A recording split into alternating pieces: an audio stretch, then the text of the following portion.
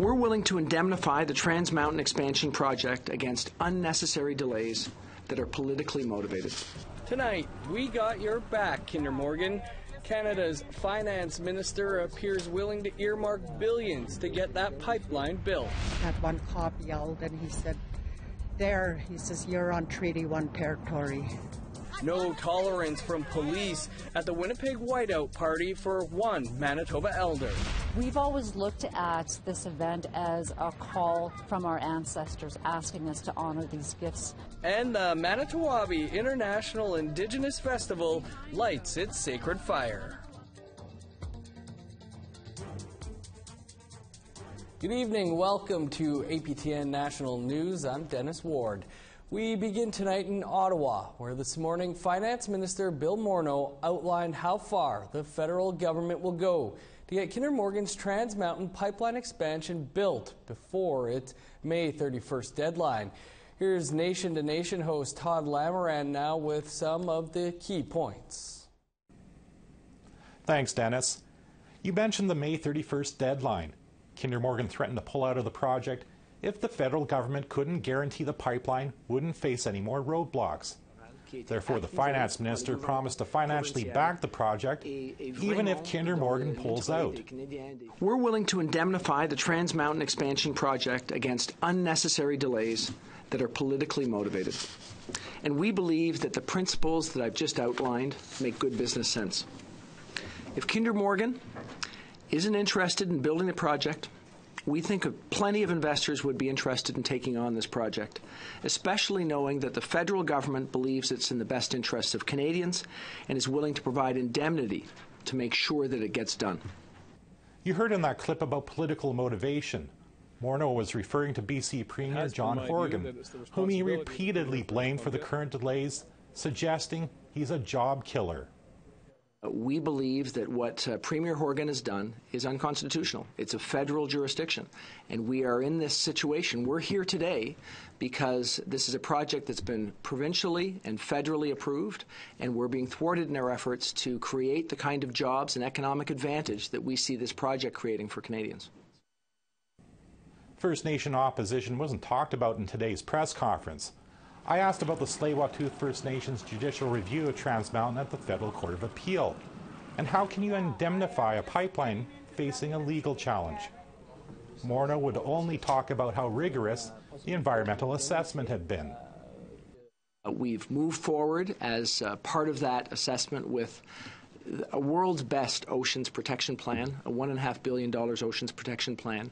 It's engaged with people in the Indigenous community and other Canadians to make sure that we've heard their points of view. There were 157 conditions for this project that are being satisfied. We'll have more on the pipeline on Nation to Nation Thursday after the national news. The national inquiry into missing and murdered Indigenous women and girls is well into its second phase. This week they're hearing from human rights experts in Quebec City. Details are emerging about how human rights will play a role in the final report. Tom Fenario has the story. I believe in human rights, and I believe in the fight, and I believe that human rights can be transformative. As a law professor at the University of Manitoba, Brenda Gunn specializes in human rights. She testified that problems like a lack of housing, education, and health are often viewed as policy issues, when it would carry more legal weight to call them human rights violations. Sometimes, particularly when we refer to human rights, there's this idea that they're just moral precepts and what Canada should do or what countries should be doing, but in fact it's actually law with binding obligations. She recommends the inquiry identify Canada's human rights obligations and then hold them to account. Chief Commissioner Marion Buller says human rights will provide a framework in the report to compel Canada to action. The hard part is finding a way to enforce human rights. For example, there was talk this morning about a national action plan. There's also talk about yesterday and today a little bit about an Indigenous Rights Commissioner for all of Canada. So we can be a little more creative as a result. Corey O'Soup is from the Key First Nation in Saskatchewan. He's also that province's children and youth advocate. He spent his testimony advocating for better recognition of the UN Convention on the Rights of the Child. In particular, his testimony focused on mental health and what he calls the province's Indigenous suicide epidemic. He made the comparison of the kind of services that a child would receive if they have a broken leg versus the kind of services they would receive if they had a mental health crisis. If you take that same child into that same emergency room or that same health clinic, that child sits there for 10, 12, 14, 16 hours. And you know what happens? Someone on a phone says, send them home. So those kids go home. I'm telling you, we're dealing with life and death situations when that happens. Gunn says that pursuing rights through a human rights angle is a long-term solution. For her, the idea is to treat the roots of the problem rather than just the symptoms. It's trying to change the system that is responsible for the atrocities that we experience on the day-to-day level. The National Inquiry will continue here until Thursday, before moving on to Calgary on May 28th to hold institutional hearings on government services. Tom Fenario, APTN National News, Quebec City. The Quebec inquiry into relations between Indigenous peoples and certain public services is hearing testimony in Maliotenam. Today, two young Innu mothers spoke about their long and painful journey through the Quebec justice system. Both victims of sexual assault, they testified about the difficulties they encountered that left them feeling angry and discouraged. Despite that, Danielle Saint-Ange, mother of three, had a message to share with victims. I want to tell them that if ever someday they're thinking about denouncing or they have filed a complaint, well, don't ever abandon. Don't ever give up. It's for the better well-being. It's for the better well-being of their families and themselves and their children. For me, it lasted 3.5 years. I never gave up, and now I live better. And we would like to hear what you have to say about this or any other story. Here's how to contact us. Send an email to news@aptn.ca. Like our APTN National News Facebook page. Follow us on Twitter @APTN News or go to our website, aptnnews.ca. A Winnipeg elder wants an apology from the Winnipeg Police. That's because her first ever Jets White-Out Party turned into a get-out party for her. She got kicked out of Monday night's White-Out Party for standing on a sidewalk when she wasn't supposed to be. Ashley Branson has more. Jerry Shingoose is well known in Winnipeg as Grandma Shingoose. She went to her first Winnipeg Jets White-Out Party this week. A friendly police officer helped her find a ticket to get in. She started a live video, but things went sour. She was on the sidewalk watching the game, and security told her to move to the street. They didn't say why. I told him no. I said I could stand anywhere I want. I said I can't see, I'm short. So that's where I'm going to stand here. He said, no, you step down. He's going. And then he says, I'm going to call the cops. Sidewalks are kept clear during whiteouts for emergency crews and police. Reporters asked her why she didn't just move. She says no one told her the rules. I felt safe being on a sidewalk, and also because of my height, I wanted to see the Jets on the screen. A conversation with some other police officers didn't help. She recorded what happened. You guys are on Treaty 1 territory. What? I can stand anywhere. This is not Treaty 1 territory. Yes, it is. Winnipeg is Treaty 1 territory. I got a pacemaker. I don't care. I got no. She says she was pushed right up to Portage Avenue. That one cop yelled, and he said, he says, you're on Treaty 1 territory. She says they were mocking her. I felt so disrespected, so mistreated. I've never felt so much trauma like that. Grandma Shingoose wants the Winnipeg Police to know they can't treat Indigenous women this way. My next step is to file a complaint to the police because they need that education, they need that awareness.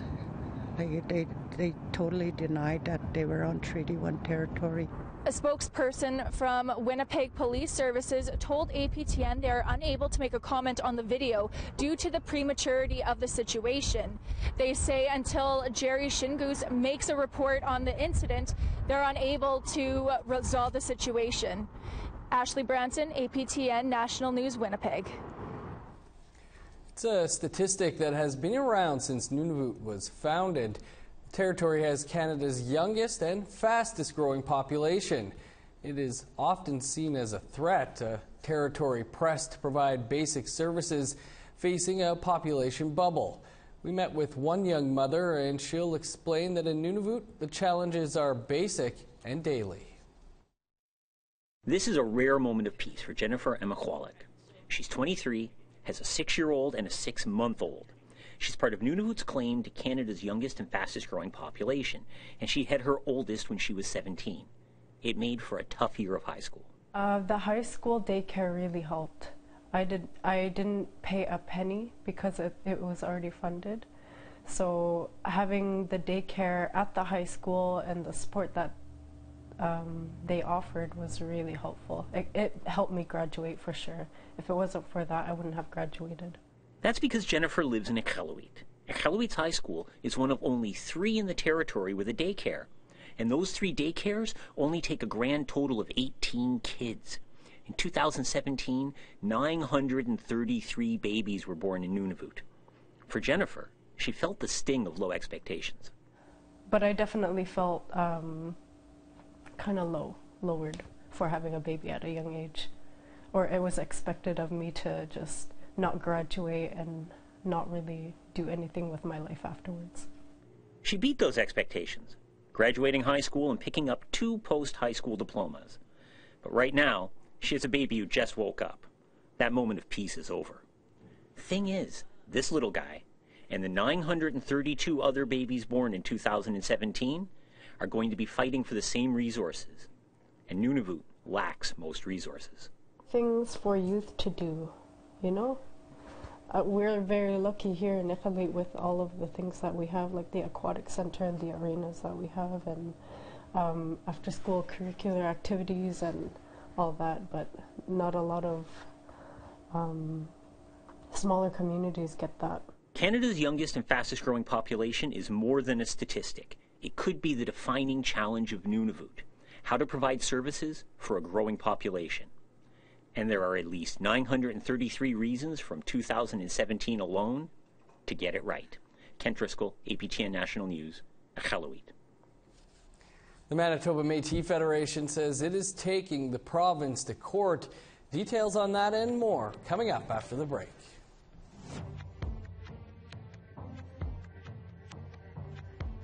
Here's a look at Thursday's weather forecast starting on the east coast. Cloudy and 18 in Halifax and Charlottetown. 0 in Cartwright.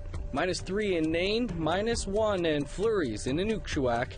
Sunny in 8 in Saguenay. 9 above under the sun in Val-d'Or. In southern Ontario, 23 in Toronto. 24 in Peterborough. 25 in London. Sunny skies and 11 in Kapuskasing and Thunder Bay. 8 above in Big Trout Lake. Sun is out across northern Manitoba, 12 in Thompson, Flin Flon, and the Paw. Cloudy to the south, 11 in Dauphin, 16 in Winnipeg, 17 in Brandon. In Saskatchewan, rain, and 13 in Yorkton. Showers and 15 in Saskatoon. 15 on Thursday in Meadow Lake and La Ronge.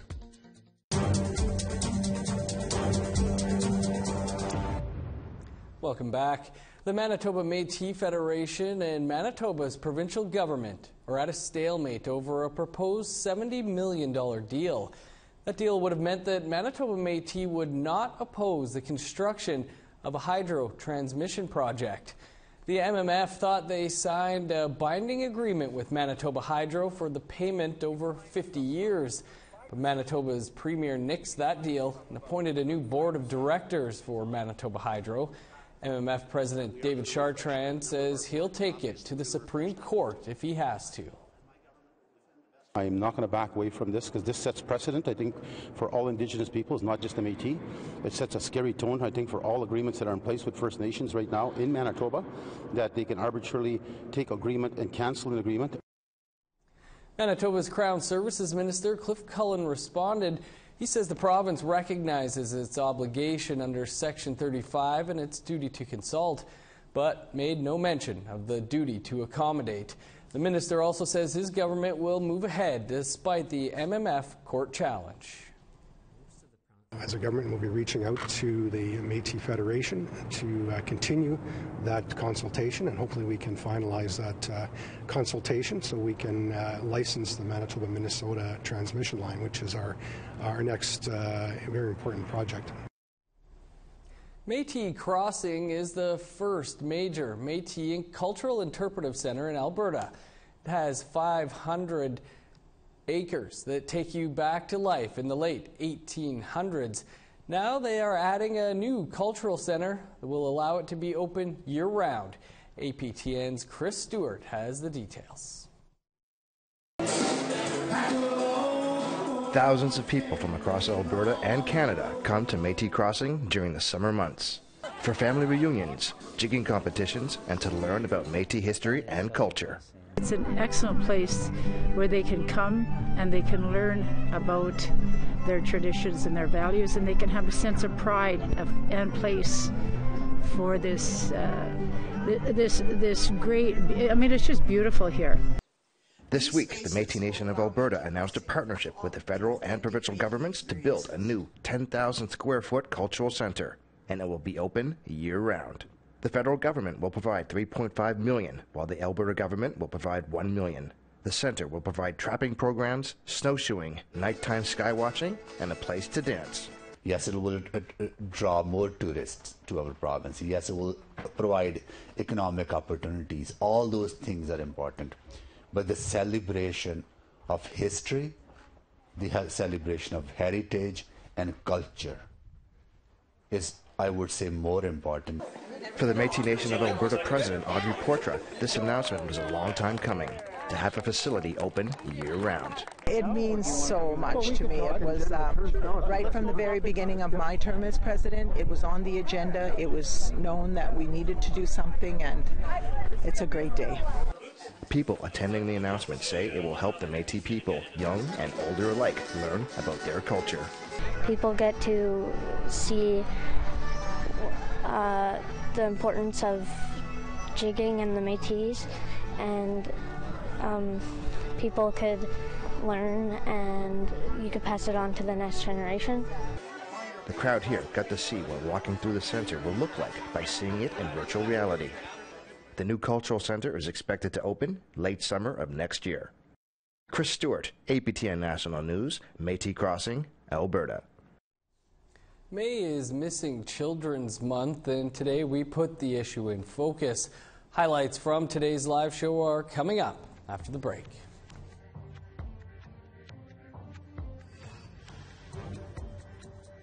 Here's the rest of Thursday's weather forecast, picking back up in sunny northern Alberta, 17 in High Level and Peace River.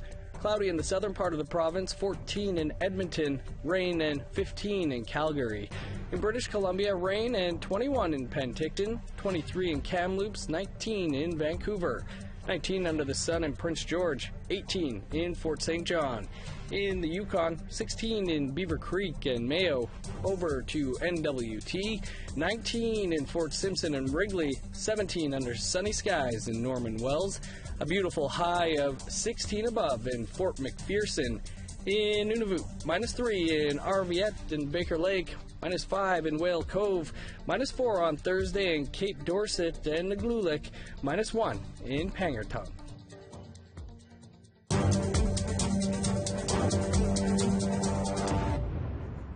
Welcome back. May 25th is International Missing Children's Day, and the month of May is Missing Children's Month. On today's In Focus, we talked about how to keep children safe and how long you should wait before calling police when you think your loved one is missing. Here's some highlights. When these youth and teens are missing out there, and they come across these gangs, they come across these people, other groups of people that make them feel like they're going to be family, because they promise them this, they promise them that, and they're thinking, okay, well, I'm not loved at the home I'm in or at home, so I'll join this family. And that's when it becomes bad for them.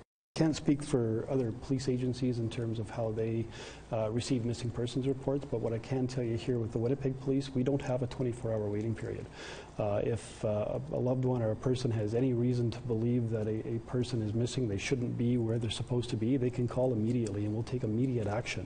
And there's a lot of times where we've got reports from loved ones that they expected their child or loved one home at a certain period of time, and it's now 10, 15 minutes later and it's out of their character. We'll take that missing persons report and we'll act on it, especially if there's a place to look for it, especially if it's a child, especially if it's a vulnerable person. We will go and start the search, start the investigation there. What I tell the kids that I come across now, the ones that I talk to, the ones that I work with, I tell them that these gang members are going to tell you that they love you. They're going to tell you that they're going to get you this and get you that. And once you get caught for doing something and end up in jail or getting charges and things like that, they'll turn their back just as quick. You can watch the whole episode by visiting our website, aptnnews.ca. This week marks the return of the Manito Ahbee Festival. The international event is celebrating its 13th year. Here's Brittany Hobson with a preview.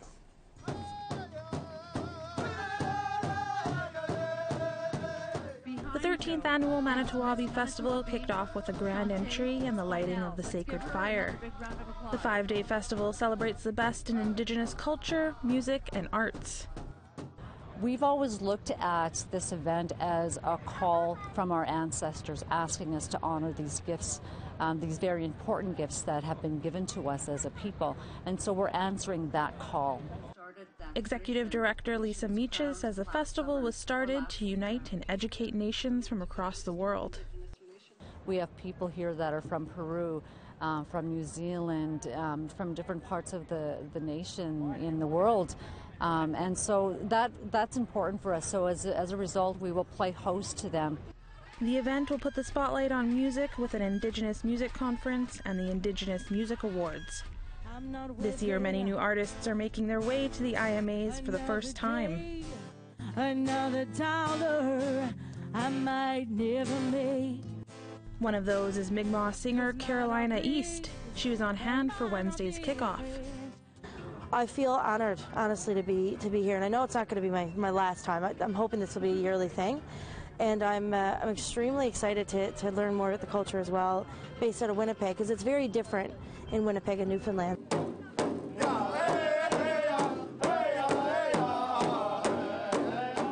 The week will end with a 2-day international powwow. Brittany Hobson, APTN National News, Winnipeg. Now, welcome to everyone who is here in the city. It's always an exciting couple of days.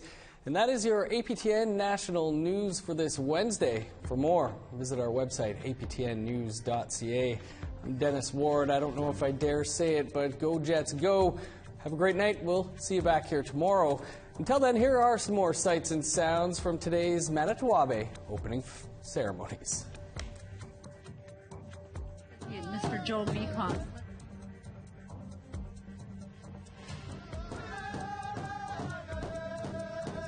Behind Joe.